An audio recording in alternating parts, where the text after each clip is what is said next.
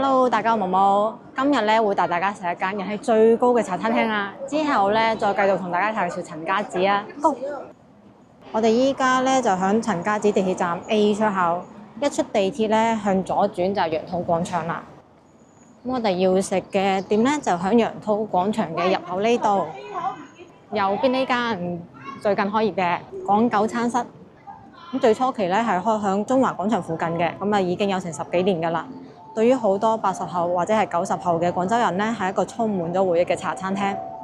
咁佢結業之後咧，員工就出咗嚟開百有茶記，菜式咧都基本一樣嘅。而呢間廣九茶室咧就係原來嘅老闆嚟開嘅。睇一睇而家嘅環境，規模咧就比以前大得多啦。環境咧就同以前差唔多，都係呢種鐵嘅凳啊。咁10幾年前咧，我就成日約朋友嚟廣九呢度打機㗎啦。我記得咧嗰陣時係打怪物獵人㗎。嗰陣時嚟食中午飯啦，一坐就一個下午㗎啦。廣九嗰陣時咧係出名咗大件夾抵食啊，咁我哋依家就睇一睇，仲係咪咁抵食啊？掃碼點餐嘅，掃咗碼就嚟睇一睇菜單先。首先網友推薦咧，即係而家最受歡迎嘅係山楂大雞髀26個9，番茄湯牛肉30蚊9毫，200%阿還田22蚊9毫。睇一睇而家有啲咩品類啊？特飲方面咧係有200%朱古力同埋200%嘅菠蘿冰嘅，以前咧仲會有重度2個字㗎，區別唔大啦，即係都係特濃啦。飲品方面咧就有奶茶、檸檬茶、鴛鴦10幾蚊啦，濃湯番茄咧就啱先睇到嘅番茄湯牛肉啦，30蚊9毫，全部得30幾蚊嘅。撈丁咧以前好出名嘅，撈丁咧係指撈出前一丁，最多人點咧，無論而家定以前都係呢個薑葱雞扒撈丁，35個9啊。扒房方面咧就貴一啲，40幾蚊到80幾蚊。碟頭飯咧，以前都好中意食㗎，老闆4寶飯48蚊9毫，仲有其他好多種類嘅。但係我個人最中意食嘅下午茶首選咧係呢個牛角包啊，特別係呢個香煎雞扒牛角包33個9，真係超好食。牛角包份量好大㗎係。仲有三文治，三文治咧就平啲啦，20零蚊。多士三文治都係20零蚊嘅。焗通粉咧就30幾蚊到40蚊。小食方面咧就有個好出名㗎啦，山楂大雞髀26個9。菜單就睇完啦，咁既然做對比咧，梗係要點翻我以前最中意食嘅嘢啦，咁就落好多單啦。薑葱雞扒撈丁啦，香煎雞扒牛角包、朱古力同埋山楂大雞髀嘅。呢度咧係先付後食嘅，落完單之後咧就俾錢，俾完錢之後就等佢出單啦，攞單啦。等上菜，茶餐廳應該好快啩。200%朱古力22個9，不過係我記憶中嘅重度朱古力啊！佢自己寫咗重度回歸，好正啊！好多朱古力粉，有冰，仲有朱古力醬添啊，係非常之滿足嘅朱古力味道啊！俾你感受一下，以前就中意咁樣攪啊攪，嗰種冰塊碰撞到雪糕出嚟嘅聲音，真係正。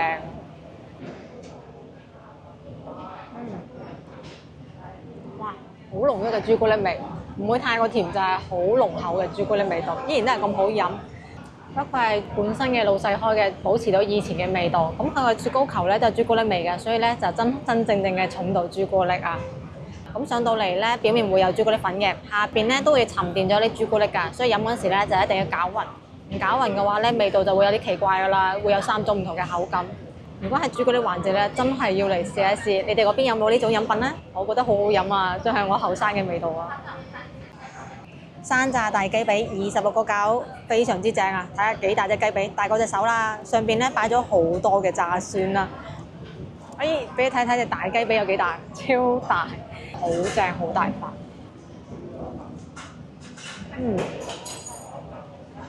啲雞髀咧係醃到好入味㗎啦，好好味道。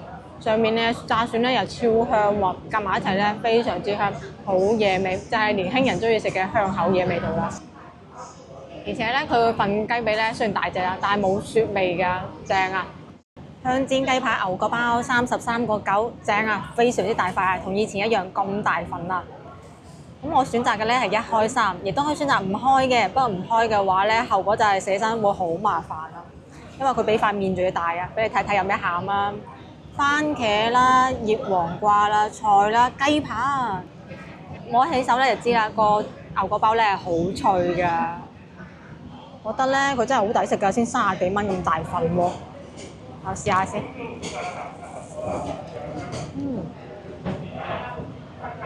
哇，非常之脆，個牛角包真係好脆，新鮮上嚟，全部都仲有溫度嘅。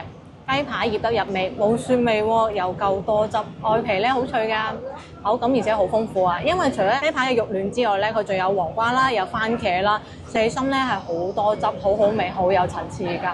用嘅蔬菜選擇得好好嘅，好新鮮。佢嘅調味咧唔會過分，依然都係我最愛啊！因為份量巨大咧，所以就建議一個人過嚟食齋呢份牛角包咧就已經足夠㗎啦，唔好點咁多嘢喎。薑葱雞扒撈丁35.9，嚟得廣州就食咗唔少嘅薑葱雞啦。但係呢種薑葱雞咧有冇食過啊？嗱，下邊仲要搭配嘅係出前一丁撈麵喎，份量唔細㗎，都好大㗎。呢度嘅菜式咧真係大，有雞扒，有出前一丁麵，仲有少少嘅西蘭花，肉菜均衡。雖然係茶餐廳出品啫，但係都好健康。我試下個味道。正啊，薑葱味十足。雞扒咧係黑椒味嘅，咁啊已經醃得好入味㗎啦。肉咧好多汁，外邊咧就煎到好脆㗎啦，真係好食啊！試完咗雞扒咧，梗係要試埋個麵㗎啦，就撈翻少少薑葱。呢個咧係出前一丁麵嚟嘅，大家食過未？薑葱出前一丁麵喎，麵好彈牙，好正啊！就用咗豉油同埋油嚟撈呢個麵咧，所以同個薑葱好夾啊，味道真係好正。雖然係茶餐廳出品，但係廣九做嘅咧係比較健康嘅茶餐廳喎，所以以前咧真係好中意食呢間店咯。補充熱量嘅食物啊，等我試埋個雪糕先。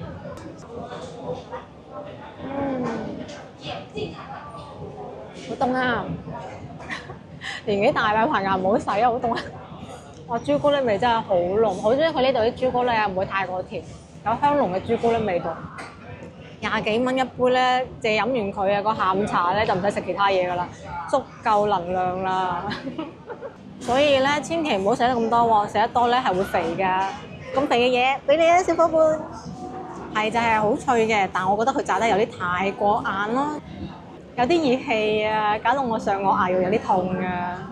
生粉咧都好脆，但係佢咧算係最冇汁水嘅啦。咁就食飽咗啦，超多人喺度等緊位啊！茶餐廳文化咧雖然係源自於香港，但係廣九做嘅咧係廣式口味嘅茶餐廳啊。呢個廣咧係廣州嘅廣啊，所以佢嘅招牌菜咧係牛角包啦、撈丁啊呢啲大件夾抵食嘅菜式啊。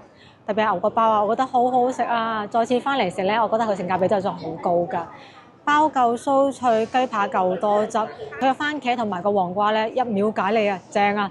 食咗咧係冇罪惡感㗎。而個撈丁咧真係好好食啊！至於重度朱古力咧，實在係能量有啲多啊！飲完之後咧好有罪惡感啊！我驚第二日咧肥到冇人認得出我啊！所以咧今次係俾咗小夥伴飲嘅。我哋又翻到嚟陳家子啦，咁咧會同大家繼續介紹陳家子未睇嘅內容嘅。咁錯過前面介紹內容嘅咧，就可以睇翻呢幾期影片啦。咁我哋出發啦，Go！中進正廳聚賢堂咧就係書院建築嘅中心啦，咁係當年陳氏族人舉行春秋祭祀或者係義士聚會嘅地方。因為喺嗰10年啊，其實內部破壞咧係比較嚴重嘅，所以其實咧就同以前有啲唔同噶啦。呢幅圖咧就係以前聚賢堂嘅樣啦，咁可以睇到當時嘅大廳咧係掛滿晒對聯噶，而且中間咧仲有一盞西式大吊燈。咁聚賢堂嘅木柱咧係用鐵梨木做嘅。呢種木材咧係非常之堅硬㗎，當時咧係響東南亞進口過嚟㗎。木柱下面咧就有石製嘅柱座，咁柱座咧就可以保護木柱，防止水汽同埋蟲蛀㗎。柱座咧都有唔同嘅圖案，呢個柱座咧就雕刻竹，寓意節節高升啊。而呢個柱座咧就雕刻咗楊桃啦，咁因為楊桃多子啊，所以咧係寓意咗多子㗎。呢個金漆木雕神龕咧係陳家子最豪華嘅木雕啊。不過呢個神龕咧，其實同陳家子係冇任何關係㗎。呢個咧係潮汕市潮陽區雍氏世和祖祠嘅神龕，咁只係放喺陳家子度展出啫。大家可以睇下，其實潮汕木雕同廣式木雕吉祥圖案寓意咧都係差唔多㗎，都係有喜上眉梢啦、福祿雙全、多子多孫。咁成個神龕咧都非常精美㗎，刻畫咗好多嘅古代人物故事，我就唔過多介紹啦。呢個神龕咧，響潮汕木雕界都係頂尖嘅作品嚟㗎。神龕嘅兩扇門咧，仲有金漆畫。咁最值得一提嘅咧，就係右邊嘅呢幅，係郭子儀拜壽。屋裡面中間坐住嗰兩個咧，就係郭子儀夫婦啦。咁好多人過嚟拜壽。最有趣嘅咧就係睇唔睇到咧？係有3個外國人㗎，咁着住19世紀嘅外國軍官服，好恭敬咁樣嚟拜壽㗎。前面好矮嗰個外國人咧，仲捧住個壽桃添啊！神龕嘅外面咧都有金漆畫㗎，右邊咧係18國大戰4名山，而左邊咧就係曹操大宴銅雀堂。聚賢堂嘅後面咧係有12個木雕屏風嘅，我哋先睇睇屏心嘅內容啦。呢幅木雕咧就係李澤先《序草合盲書》，呢個典故咧就出自《警世通義》。唐代詩人李白因為冇錢賄賂楊國忠、高力士，咁響長安赴考嘅時候咧就落第。後嚟渤海王咧就派人送書到朝廷，朝中冇人識得翻文，經賀知章推薦，唐玄宗咧就召咗李白入宮。李白咧就唔單止翻譯咗渤海國王嘅書信，仲設法咧為玄宗解憂，要起草翻國文字嘅文書，克推渤海國使者。唐玄宗咧就親條御巾賜俾李白。李白咧就借呢個機會，要曾經輕視佢嘅楊國忠磨墨捧硯，高力士咧就隨靴脱文。最後李白響醉酒嘅狀態下起草咗一封文書，成功咁嚇退咗渤海國嘅使者。而旁邊嘅木雕咧就郭子儀祝壽啦。呢個典故咧就出自《說唐全傳》，木雕刻畫嘅咧係唐代名將郭子儀兩夫妻70雙壽嘅時候嘅盛大慶祝活動啊！咁郭子儀咧一生立功無數，子孫眾多，而且全部都喺朝廷度為官嘅。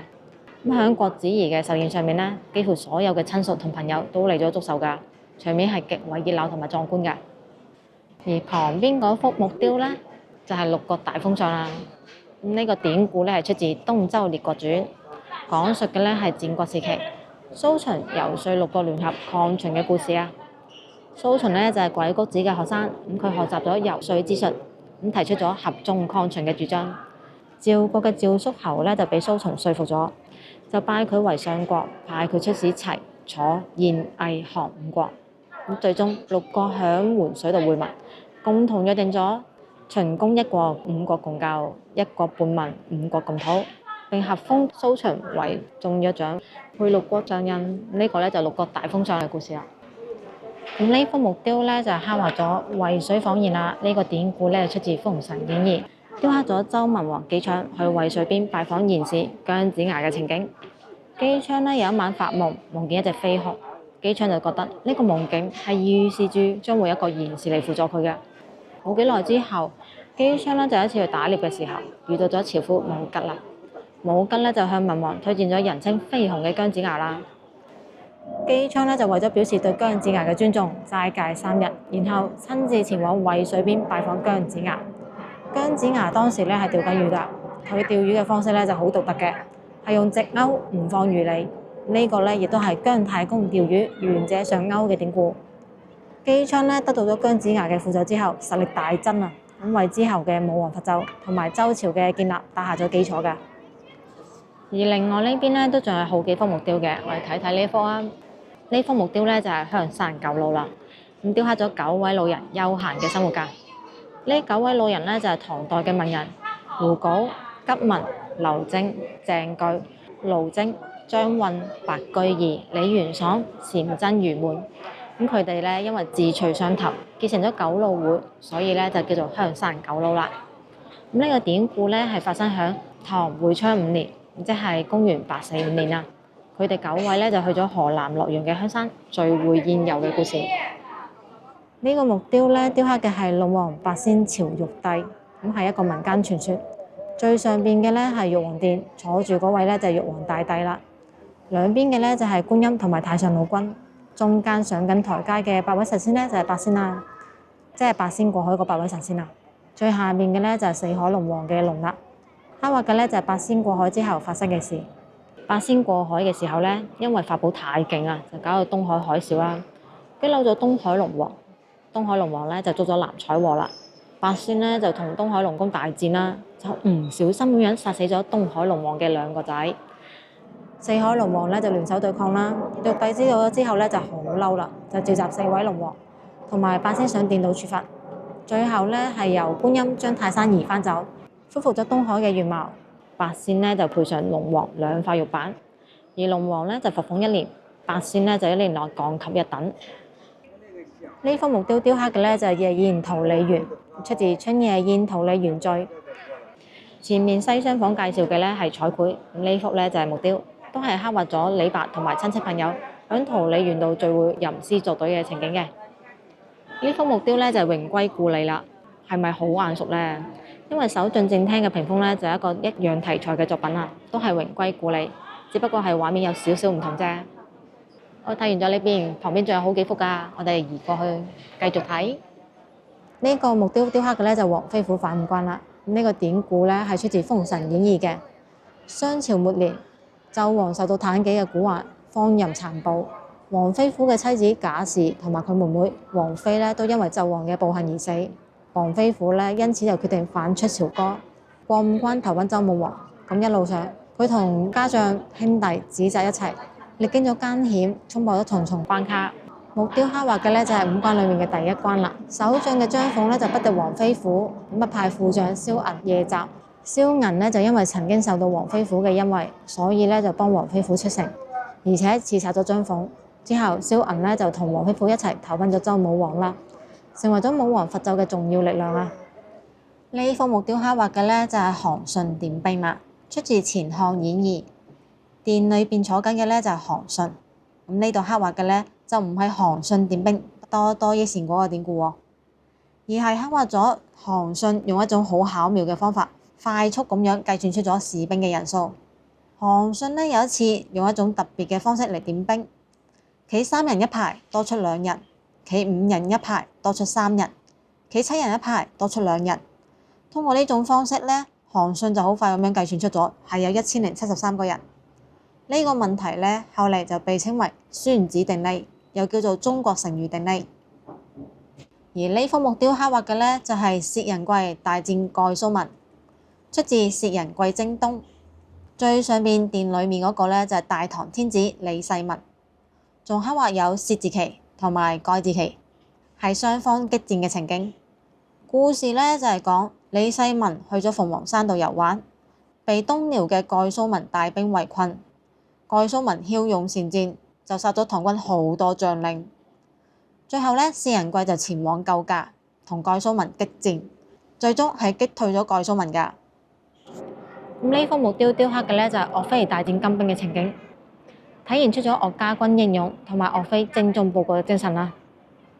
屏風裙版木雕呢，就刻畫咗好多唐詩宋詞嘅名句嘅。咁呢幅刻畫嘅呢，就係宋代周必大嘅入籍啦。碌壞夾道雜分牙，刺史傳宣助刺茶。唐代楊臣元嘅《城東早春》，詩家清景在新春，綠柳才黃半未雲。呢幅呢係唐代韋彥物嘅《寄李旦元石》，去年花裏逢君別，今日花開已1年。而旁邊嘅呢，就係宋代劉漢嘅《立秋》，雨丫提傘玉屏空，一枕新涼一扇風。每一扇屏風下面咧都有唔同嘅詩句㗎。